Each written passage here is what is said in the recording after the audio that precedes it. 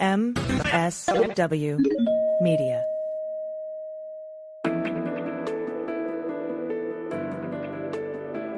SpyTalk, a podcast at the intersection of intelligence, foreign policy, national security, and military operations. Hi, I'm Michael Isikoff, and this is SpyTalk. They're taking on the lessons fully into it, trying to learn everything that they can to take away, to go back to then fight back on the front lines. 3 years ago, Russia launched its devastating full-scale invasion of Ukraine. Since then, NATO allies have been steadfast in supporting the Ukrainian armed forces with the weapons and training they need to defend their homeland.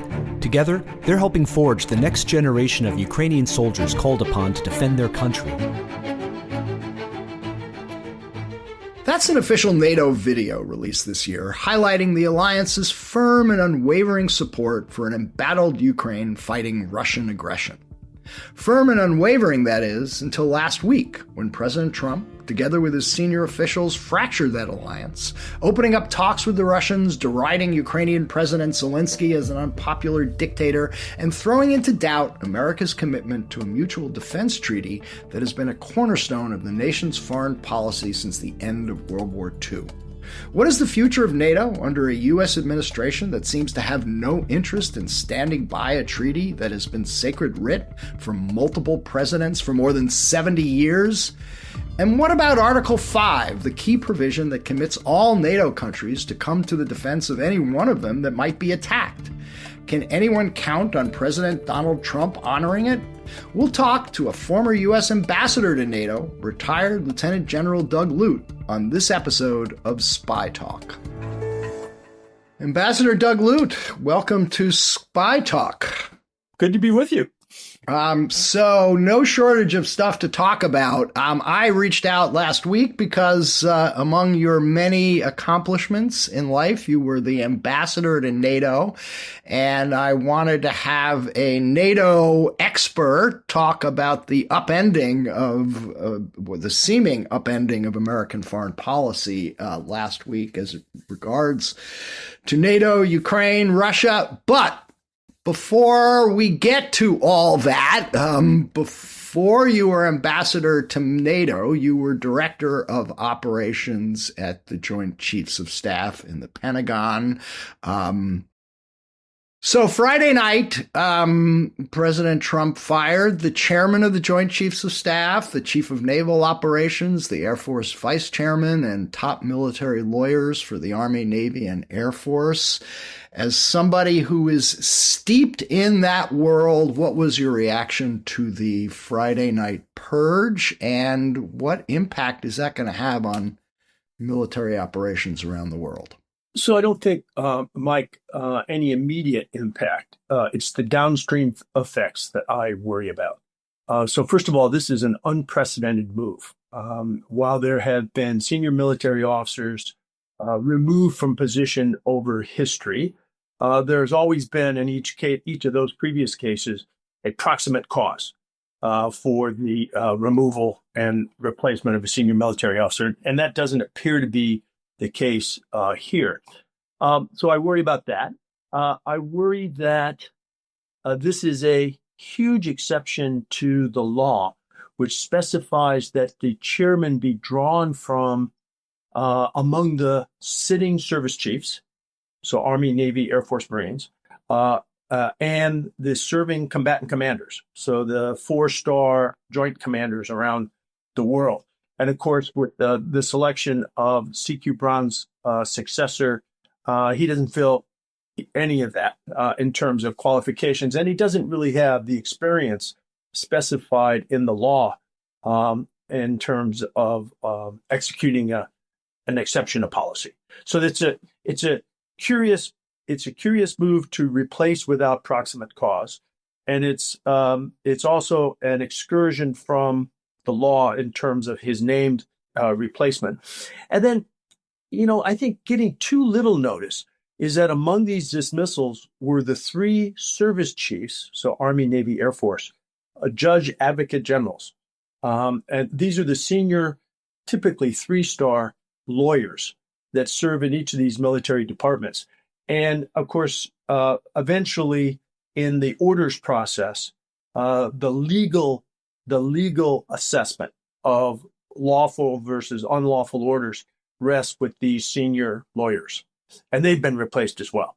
So this is unprecedented, and I think damaging in the near term.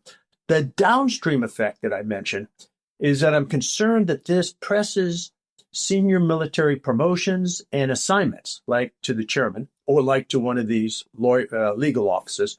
It presses these appointments through a partisan political filter, which will have a chilling effect on those who are not yet in those positions, but may someday aspire to be in those positions.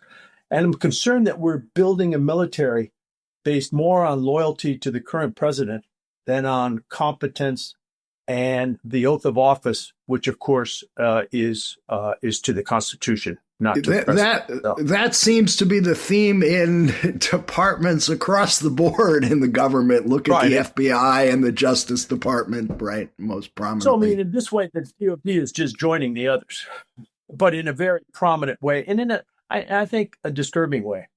Yeah. I mean, you say no proximate cause, but I mean, there was a loose proximate cause and that is Secretary Hegseth's war on wokeism. And I guess General Brown was black. The chief of naval operations was a woman. This seems to be sending a message of some kind. What is that message? Well, I mean, CQ Brown was nominated and confirmed as the Air Force Chief of Staff under Donald Trump in his first administration. Right. So, I mean, he was black when he was confirmed then, and he's an African-American today. So I don't think it's that. If anything, I suppose that in the Black Lives Matter period several years ago, CQ Brown spoke to, as the Air Force chief, spoke to his servicemen and women about his personal experience as a young African-American officer making his way up the ranks, and from second lieutenant to 4-star general. And if you haven't seen this, or your listeners haven't seen this video, it's on YouTube, right? It's actually quite moving. And I think most military officers that I know would applaud what Brown did by way of this video, and sort of relating to even the junior most military service members that he too had gone through some challenges on his way up the chain. So if anything, that seems to be the proximate cause, but come on, that could be equally attributed to good leadership.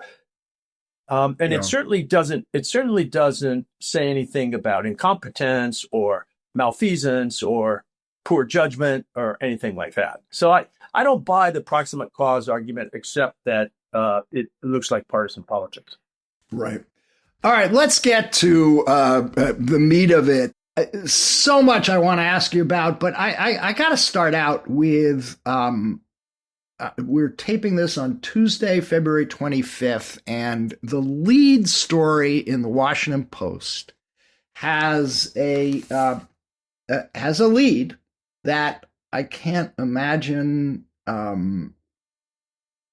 I would have ever read before. And let me just read it to you and get your reaction.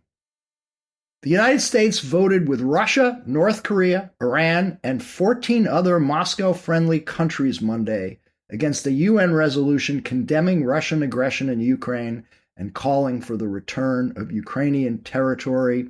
The resolution, sponsored by representatives from Kiev, passed overwhelmingly in the UN General Assembly.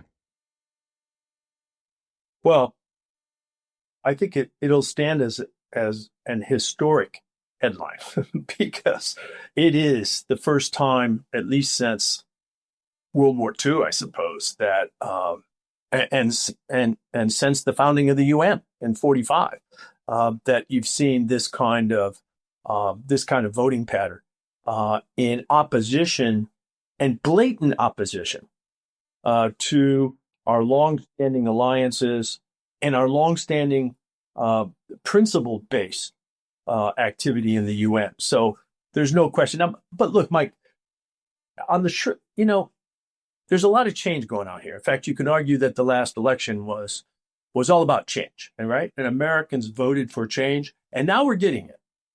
Okay, and we're getting it nationally by way of things like this UN vote, things like the assault on USAID, things like mass layoffs, budget incursions by people who don't really have executive authority, and all that, right? So we're getting rapid fire change on the national scene. The backdrop to this, though, and I think the backdrop to Trump's being in office for a second time is global change. And the global shift that's underway is that after about 25 years of unipolarism, right? In other words, the U.S. and its allies dominated the global power structure, the global scene, right? As one pole. We now see very dramatically and very clearly a shift to an alternative, a transition to a multipolar system. And clearly, most important here, I think, is the rise of China, which was not a pole 25 years ago. But you see other dynamics as well.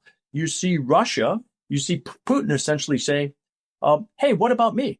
What about Russia? Shouldn't Russia be respected as a major global power? In a sense, he's saying, shouldn't Russia be a pole in this new multipolar system?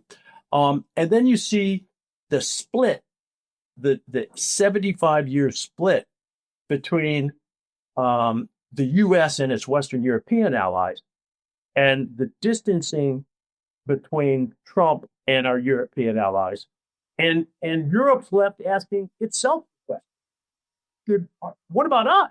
Should Europe be a pole independent of the United States? And you see this played out in Munich and the Munich Security Conference 10 days ago. You were there last week, I was and there. It was a dizzying week for anybody who's been active in the Atlantic Alliance for decades the way you have. Right. And just yesterday, you see it played out with the Macron visit, and later this week, we'll have Starmer from the UK visiting. So this shift, this massive sort of tectonic shift is happening.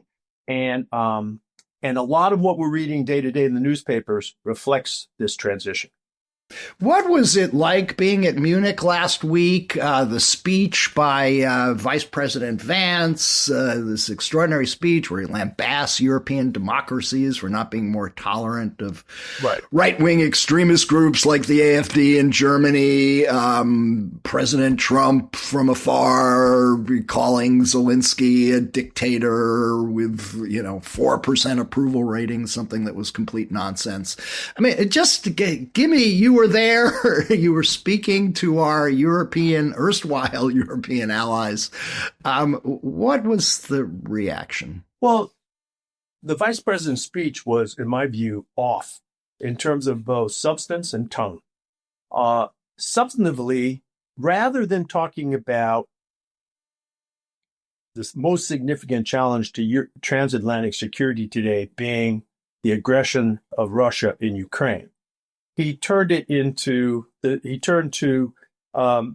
greatest threat to European security is from within, the political dynamics within.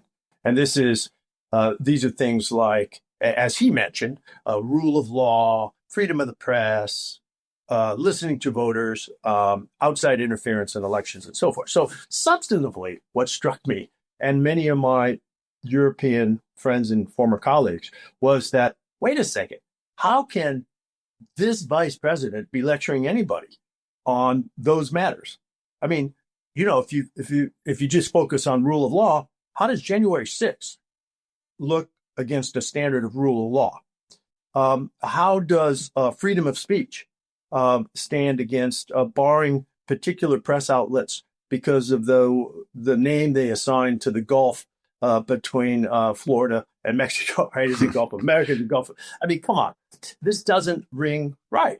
And in terms of external influence on elections, after the speech, Vance met with one political party on the way to the airport out of Munich, right? He met with the far right, German AfD, 1 week before the German elections. Which no German political party will have anything to do with. Right. Even before the elections, the other German parties declared that they would never form a coalition with the AfD. They essentially froze out the AfD, right? Okay, so on all substantive counts, he was off. But even more stark, Mike, was his tone. It was condescending, lecturing, almost scolding. And it got the response from our European allies that you would expect, which was cold, bewildered, first of all, but then a sort of a cold, not even lukewarm response. And, this is surprising because the day before he gave the speech, Vance and his wife visited and laid a memorial at the Dachau site, which is just on the outskirts of Munich, right? So the concentration camp memorial just on the outskirts of Munich. And I thought to myself, this is a brilliant move because he goes to see Dachau. Now the next day in his speech, it's the perfect opening for yesterday I was reminded at Dachau of the last time Europe was dominated by a dictator. And today I'm here to talk to you about today's attempt to dominate by way of a dictator, meaning Putin, right? And of course, he didn't go there at all. So I don't know how he even, in his own mind, connects what he did one day to the next. Yeah. I mean, in terms of speeches at Munich Security Conference, I don't know if you were there, whether it was 2007 or 2008, when Putin gave his famous speech in 2007. And he laid out the campaign plan. Criticizing the United States for its unipolar dominance of the world and making it clear that Russia was not going to go along with a U.S.-led. Right. That was really the shot across the bow. So Munich 2007, the speech by Putin, that essentially it laid out his campaign plan. It said, we're not putting up with this. And that's when he essentially declared the campaign that began within a year with the invasion of Georgia, right? Several years after that, 2014, the seizing of Crimea, destabilizing of the Donbass. And then, of course, after that, in 22, now 3 years ago, the full-scale invasion of Ukraine. So one thing about Putin, he doesn't hide his intentions. I mean, he's pretty clear about where he's going. So is the Vance speech sort of, the touchstone to Putin's speech, or have we come full circle here? So after the speech in Munich last week, that was the conversation that you had. In fact, some go all the way back before the Munich Security Conference and say, there are 3 data points here in Munich, modern Munich history. Munich, 1938, and and the handoff of the Sudetenland to Hitler, right? Munich, 2007. Putin's on the scene and declares his campaign plan. And then Munich 2025, where the U.S. Essentially breaks with Europe. Right. Well, interesting historical sweep there. In last December, after the election, you wrote an open letter to then President-elect Trump that he needed to increase U.S. support for Ukraine. You said the problem with the war in Ukraine was incrementalism by the United States and the West, giving just enough weapons for the Ukrainians to continue to resist Russian aggression, but not enough to win.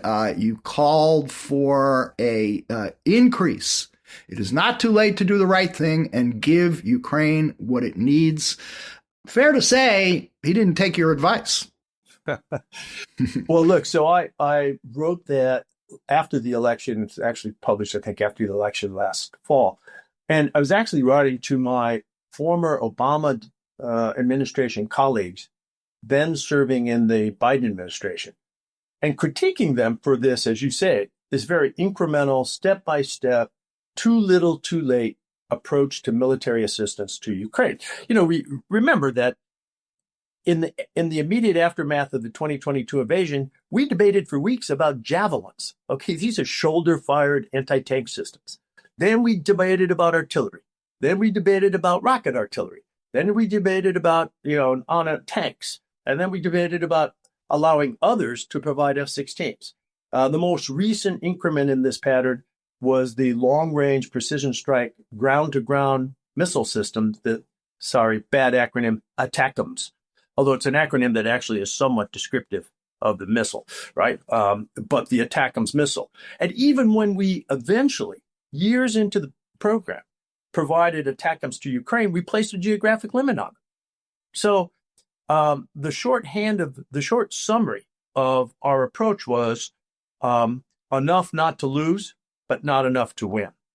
And I made the case that even approaching the 3-year mark, if we removed the restrictions and gave Ukraine what they actually need, I think that Ukraine could isolate the occupying Russian army and potentially see it fracture from within. Why do I say this? And I won't go long on this because paper's out there, right?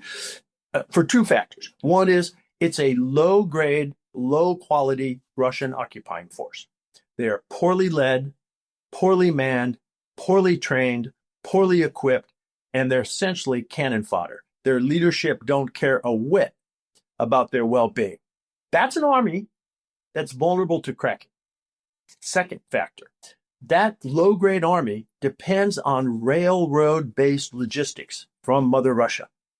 Railroads are vulnerable and can be struck and restruck, isolating the Russian occupiers in a way that actually increases the chance that they fracture from within. The most iconic case here is the Kerch Strait Bridge, which is a long rail and road bridge connecting Russia to the Crimea Peninsula, and over which almost all the supplies for Crimea flow.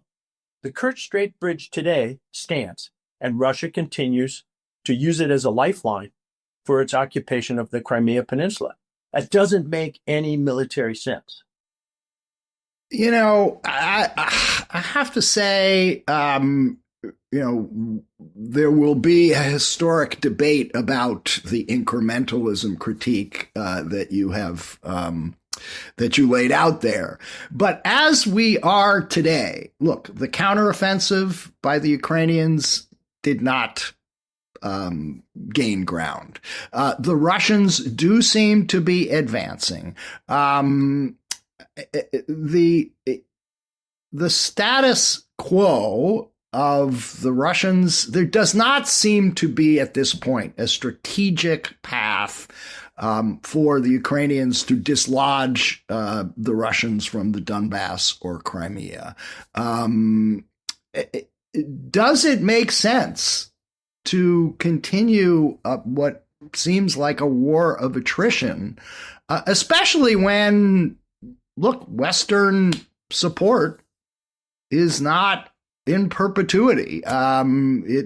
We've already seen that with the United States in the Trump era.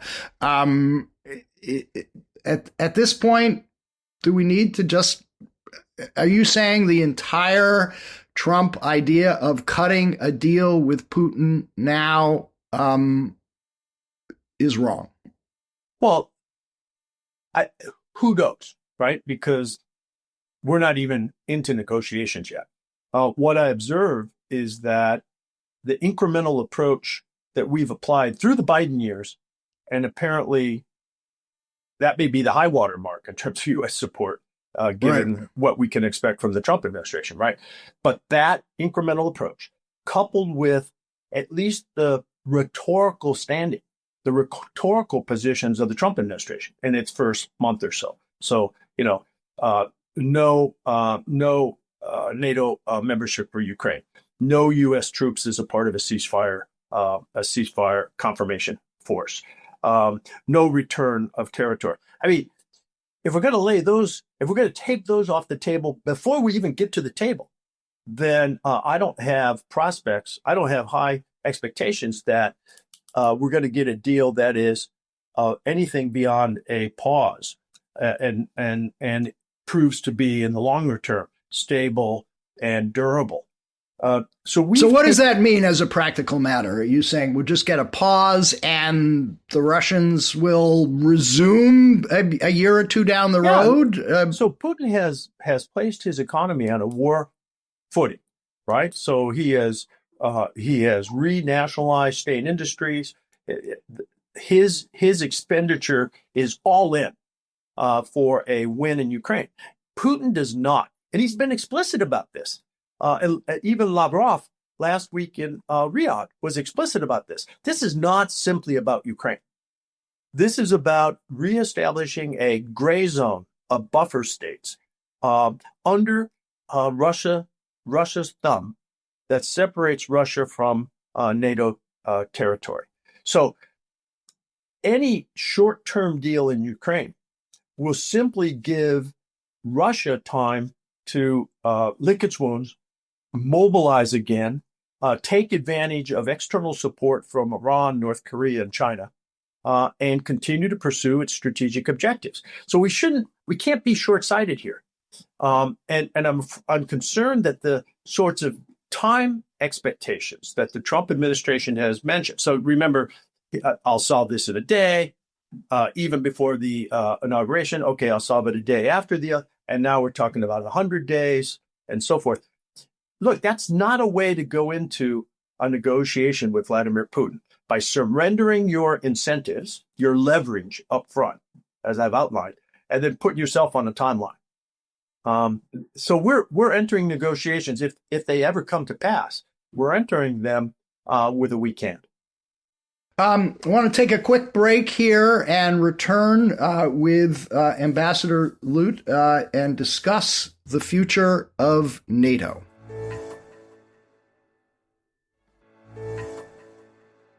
We are back with Ambassador Doug Lute, former U.S. ambassador to NATO, former chief of operations at the Joint Chiefs of Staff, former chief of operations at Central Command, retired lieutenant general. The gist of the U.S. complaint, or the Trump complaint about Europe and NATO is that Europe is not spending enough on its collective defense. Does Trump have a point? Yes, he does. But he has a point only to a point. Let me explain.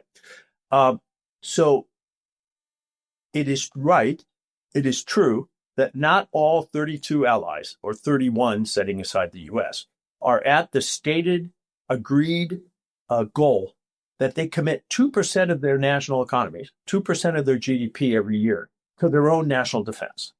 In fact, today, only 23 of 32 allies meet the 2% mark. However, when this pledge was taken in 2014, under Barack Obama as president, after the first invasion of Ukraine, well, the next proximate invasion of Ukraine by Russia in 2014, seizing of Crimea and so forth, right? NATO allies in the UK at a NATO summit agreed that they should get to 2% in 10 years. So that was 10 years ago.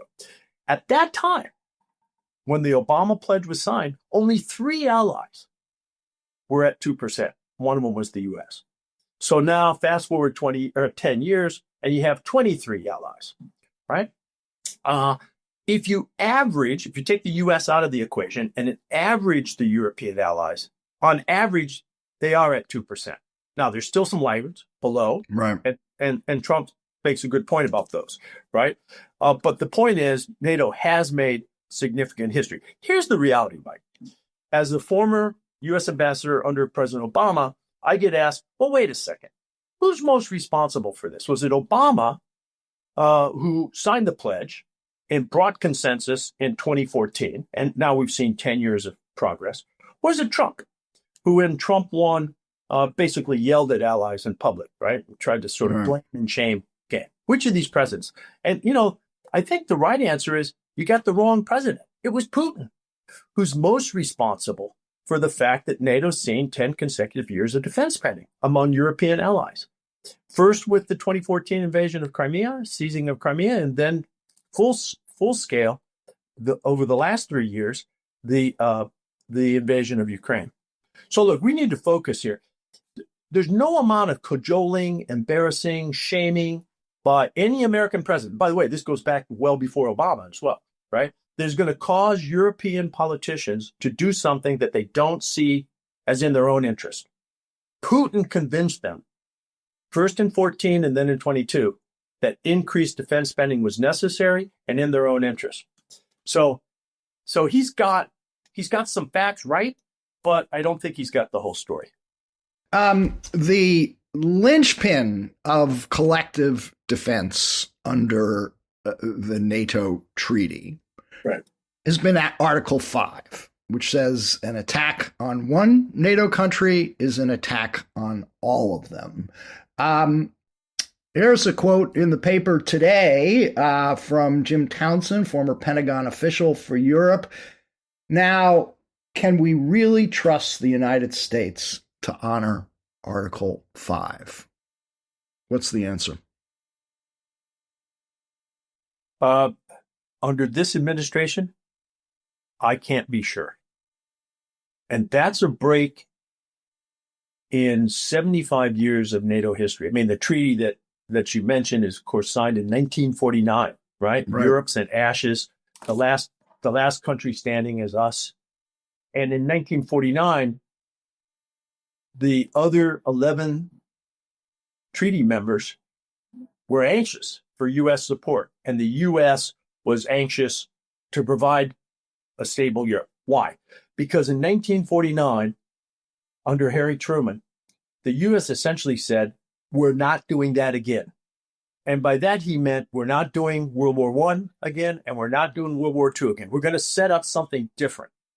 And that was NATO, and eventually the European Union. And, beyond the military scope, the World Trade Organization, the IMF, the World Bank, the structures the institutions that have served us well since the immediate aftermath of World War II. And so today, as we talked earlier about, we're shifting to a multipolar world.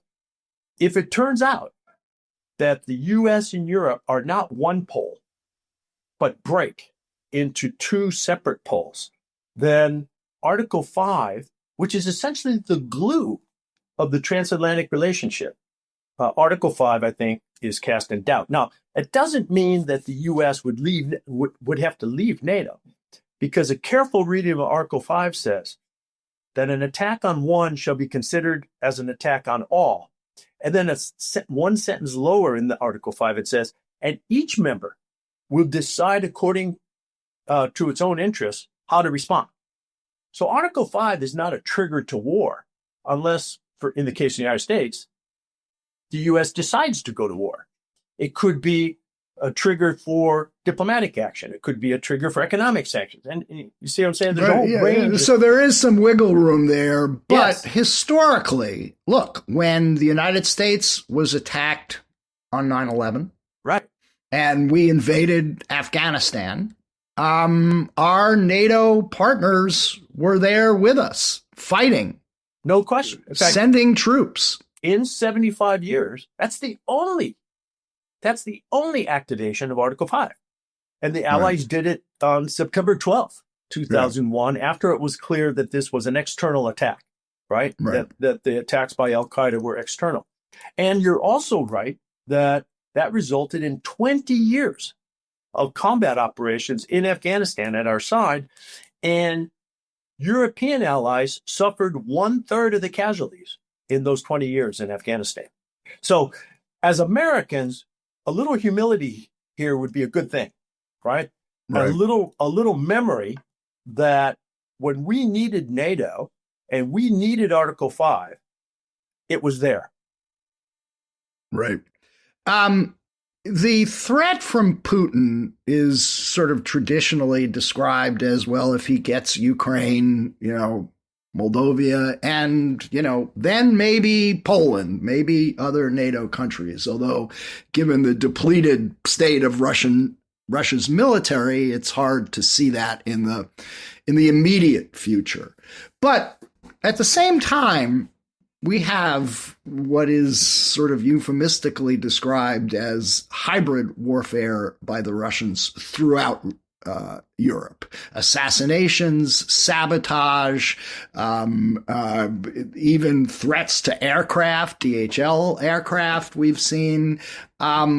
How does the West and the United States, to the extent that we're still invested in European security, resist what we're seeing in pretty brazen actions by Russians that some have said amount to terrorism against Western Europe? So look, the premise of your question is spot on, and that is that Russia's army, which remember, the army that invaded Ukraine in 2022 was the result of a 10-year investment program by Putin.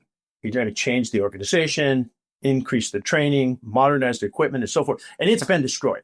It's been largely destroyed with some 700,000 or 800,000 casualties in Ukraine. But that does not remove the threat, the Russian threat. He still has air and missile defense forces, or air and missile forces that he launches against Ukraine daily. He still has all these sort of sub-Article 5,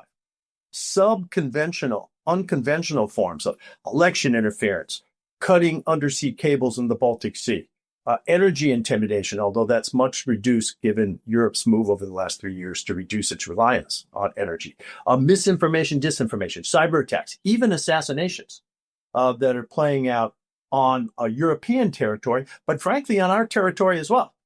So this is a very serious threat where Putin can essentially wage war against us without attacking, in conventional terms, without attacking across NATO boundaries. And NATO has taken modest steps to share information about these threats. I mean, the most recent case is sharing information and taking steps to secure the undersea cables in the Baltic Sea, which have been repeatedly attacked. But there's much more NATO should be doing against these hybrid threats, and it should be doing so in cooperation with the EU, because many of the authorities and so forth for internal defense of our NATO allies really rest with European Union authorities and less so strictly military authorities in NATO. So NATO doesn't, for example, secure election processes. What worries you the most right now?